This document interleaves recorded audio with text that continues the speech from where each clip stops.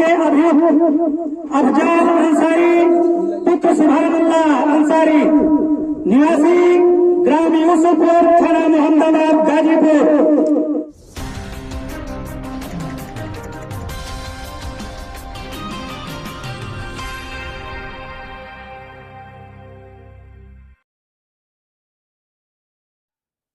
नमस्कार, मैं अभिनेंद्र।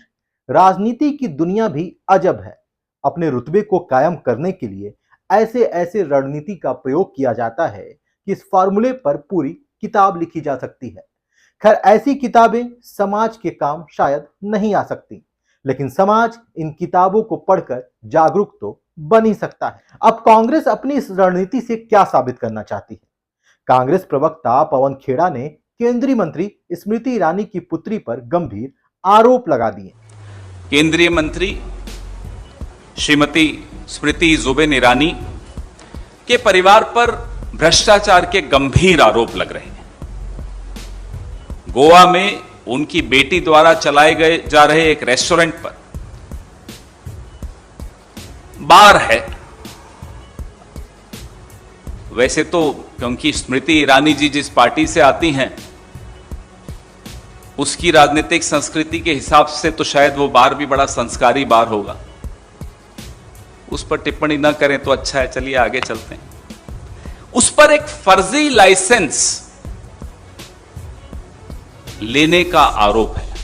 वो लाइसेंस एक ऐसे व्यक्ति के नाम पर है जिनका देहांत मई 2021 में हुआ। 13 महीने पहले जिसका देहांत हो गया हो, उसके नाम पर गोवा में स्मृति ईरानी जी की सुपुत्री, मैं उनका नाम नहीं लूंगा क्योंकि जैसा कि मैंने कहा वो राजनीति में नहीं है, उन पर टिप्पणी नहीं करूंगा, लेकिन स्मृति ईरानी जी की पुत्री ने वो लाइसेंस लिया। कांग्रेस ने आरोप लगाया है कि स्मृति ईरानी की बेटी गोवा में सिली सोल्स कैफे एंड बार नाम से जो रेस्टोरेंट चलाती हैं, उसका लाइसेंस अवैध है। इसके मालिकों ने शराब के लाइसेंस को जिसके नाम से लिया है या रिन्यू कराया है, उसकी 13 महीने पहले मौत हो चुकी है। इस संबंध में वकील अरेज रोड्रिग्स ने शिकायत की थी। केंद्रीय मंत्री स्मृति ईरानी ने बेटी पर अवैध बार चलाने के आरोपों पर सफाई दी है।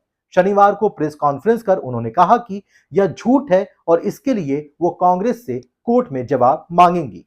उन्होंने कहा कि उनकी बेटी कॉलेज स्टूडेंट है, वो कोई बार नहीं चलाती। कांग्रेस मुझे और मेरी बेटी को बदनाम कर रही है। 2 अधेड़ उम्र के पुरुषों ने एक 18 साल की लड़की की इज्जत की धज्जियां उड़ाने का दुस्साहस किया। उस 18 साल की लड़की का दोष यह है कि उस लड़की की मां ने साल 2014-2019 में राहुल गांधी के खिलाफ अमेठी से चुनाव लड़ा। जिस 18 साल की लड़की की इज्जत पर कांग्रेस के प्रवक्ताओं ने आज हमला किया, उस लड़की का दोष यह है कि उसकी मां स्मृति ईरानी सोनिया गांधी और राहुल गांधी के खिलाफ प्रेस में कॉन्फ्रेंसेस करती है। उस लड़की का जो 18 साल की है, कॉलेज के प्रथम वर्ष में पढ़ती है, उसका दोष यह है कि उसकी मां ने सोनिया गांधी राहुल गांधी के 5,000 करोड़ की लूट के ऊपर प्रेस वार्ता की। दरअसल कहा जा रहा है कि स्मृति ईरानी की बेटी गोवा के अस्सा गांव में एक सिली सोल्स कैफे एंड बार नाम से एक पॉश रेस्टोरेंट चलाती हैं। ईरानी की बेटी का सिली सोल बार अब विवादों में आ चुका है, यानी आप यूं कह लें कि विवादों में फंस गया है। जानकारी के मुताबिक रेस्टोरेंट पर एक मृत व्यक्ति के नाम पर शराब का लाइसेंस लेने का आरोप है। गोवा के एक्साइज कमिश्नर ने झूठे दस्तावेजों के जरिए लाइसेंस लेने की शिकायत पर रेस्टोरेंट को नोटिस जारी किया है। अरे ये मैं नहीं कह रहा हूं, ये तो मीडिया प्लेटफॉर्म पर प्रकाशित हुआ है। जी हां, कांग्रेस नेता व प्रवक्ता पवन खेड़ा ने केंद्रीय मंत्री स्मृति ईरानी पर तगड़ा पलटवार किया है। उन्होंने निशाना साधते हुए कहा है कि कौन सी स्मृति ईरानी झूठ बोल रही हैं। वो स्मृति ईरानी जिन्होंने 14 अप्रैल 2022 को अपनी बेटी के रेस्टोरेंट की तारीफ की थी, या वो स्मृति ईरानी जो आज कह रही हैं कि उनकी बेटी का कोई रेस्टोरेंट है ही नहीं। खैर, स्मृति ईरानी ने कांग्रेस पर निशाना साधा और कहा कि कांग्रेस वाले गलत, दुर्भावनापूर्ण और अपमानजनक सोशल मीडिया पोस्ट किए जा रहे हैं। वो स्मृति ईरानी की बेटी है, इसलिए राजनीतिक स्वार्थ साधने की कोशिश कर रहे हैं। अब कुछ ऐसी ही खबर उत्तर प्रदेश के जनपद गाजीपुर से सुनने को मिल रही है। ऐसी मतलब यहां बार वाली कोई बात नहीं है, हां, लेकिन राजनीतिक स्वार्थ और बदनामी वाली बात है। गाजीपुर से सांसद अफजाल अंसारी के ऊपर बड़ी कार्रवाई की गई है। यह कार्रवाई उनके खिलाफ एक गैंगस्टर एक्ट के तहत मामले में की गई है। इस कार्रवाई से गाजीपुर के सांसद अफजाल अंसारी के 4 प्रॉपर्टी को कुर्क किया गया है। कुर्क की गई संपत्ति की कुल कीमत करीब 15 करोड़ बताई जा रही है।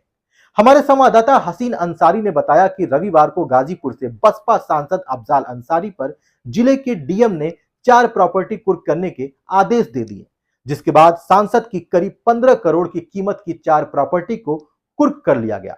बताया जा रहा है कि गाजीपुर स्थित भावरकुल थाना के माचा गांव में इनके नाम से काफी जमीन है। उस जमीन को कुर्क करने की कार्रवाई हुई। अफजाल अंसारी के खिलाफ कार्रवाई को लेकर गांव में बड़ी संख्या में पुलिस की तैनाती की गई। इसके अलावा पुलिस और प्रशासनिक अधिकारियों का यहां जमावड़ा लगा रहा। गाजीपुर पुलिस द्वारा कहा गया है कि अफजाल अंसारी पुत्र सुभानुल्लाह अंसारी द्वारा अवैध ढंग से अर्जित की गई कुल 14 करोड़ 90 लाख रुपए की अचल संपत्ति को गैंगस्टर एक्ट की धारा 14(1) के तहत कुर्क किया गया है। देखिए, अपराध नियंत्रण और माफिया राज को खत्म करने के लिए लगातार गैंगस्टर के मुकदमे जो पंजीकृत किए जा रहे हैं, पूर्व में पंजीकृत गैंगस्टर का मुकदमा जिसमें अफजाल अंसारी पुत्र सुभानुल्लाह अंसारी जो है वो अपराधी उसमें है, और उनकी जो 14(1) धारा के तहत उनकी प्रॉपर्टी को आज कुर्क किया गया है।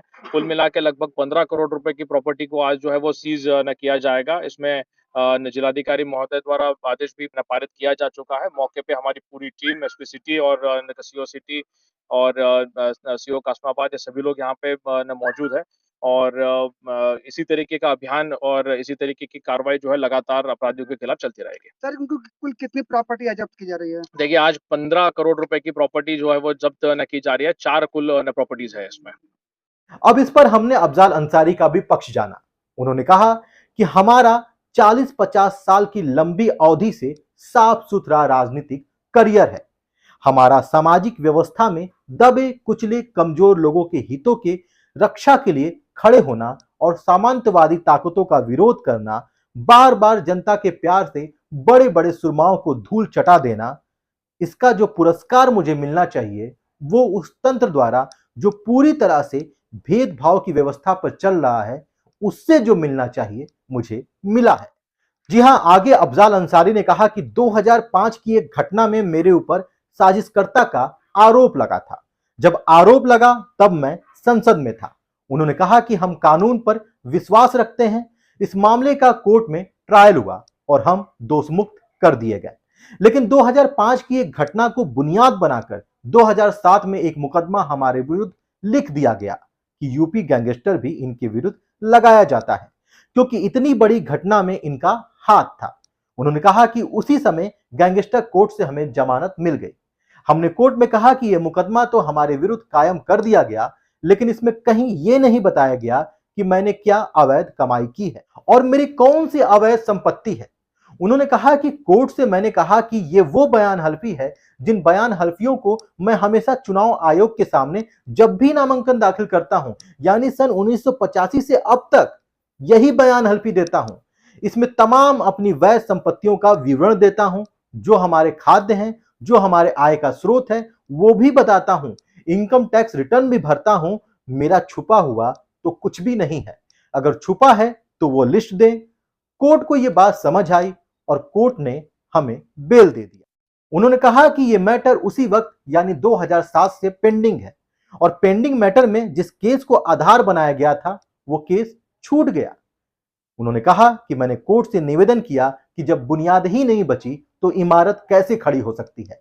आपने जिन साक्ष्यों के आधार पर ट्रायल किया उन साक्ष्यों के आधार पर मैं दोषमुक्त हो गया। क्या उन्हीं साक्ष्यों के आधार पर एक ही मामले में हमें आप दोषी करार दे सकते हैं, लिहाजा हमें दोषमुक्त कर दीजिए। उन्होंने कहा कि यह मामला अभी पेंडिंग है, इस पर हमने हाईकोर्ट में कई रूलिंग भी पेश की है।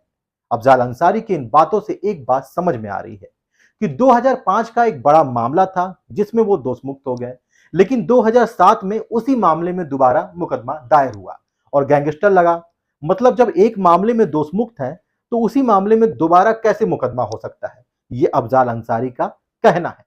अफजाल अंसारी के अनुसार जो बात समझ में आ रही है कि उन्होंने अपनी सारी संपत्तियों का ब्यौरा चुनाव आयोग को नामांकन के दौरान बयान हल्फी में दिया है, कुछ भी छुपाया नहीं है।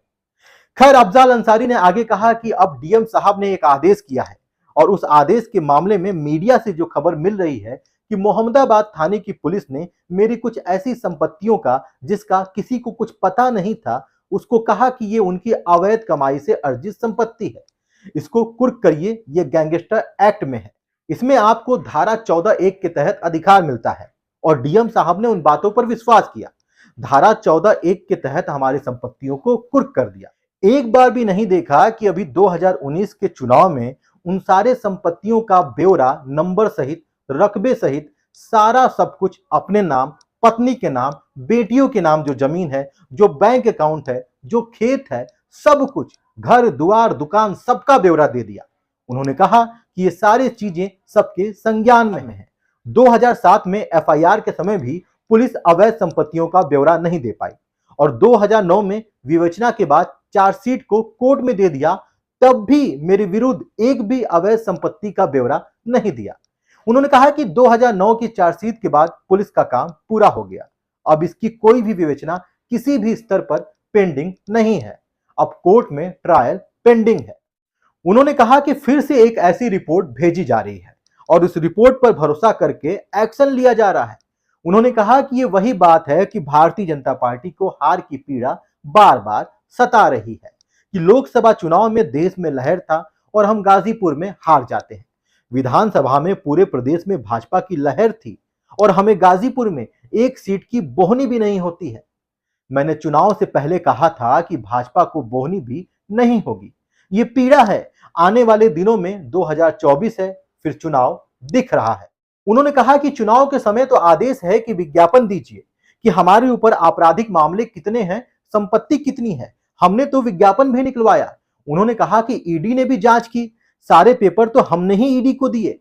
उन्होंने कहा कि हम अपनी वैध आय से कोई चीज अर्जित करते हैं तो वो किस आधार पर अवैध हो सकती है, ये देखना इनकम टैक्स का काम है। उन्होंने कहा कि 2018 में इनकम टैक्स को कंफ्यूजन हुआ तो उन्होंने नोटिस भेजा, 14-15 महीने मुकदमा चला और इसी संपत्ति का मामला था, इसमें हमें क्लीन चिट मिला, हमने सब एक्सप्लेन कर दिया, इसका जजमेंट हमारे पास है, जिस संपत्ति को कुर्क किया गया है उसी संपत्ति के बारे में है। इनकम टैक्स संतुष्ट हुआ कि आय का स्रोत जायज है।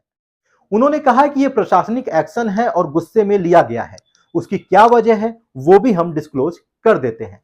उन्होंने कहा कि हमने विशेषाधिकार हनन का नोटिस डीएम के खिलाफ लोकसभा में दिया है और जनहित के कार्यों के लिए हमने कई बार चाहा कि मनमानी ना हो, नियम कानून के हिसाब से कार्रवाई हो, तो उस पर वो सहमत नहीं होते हैं।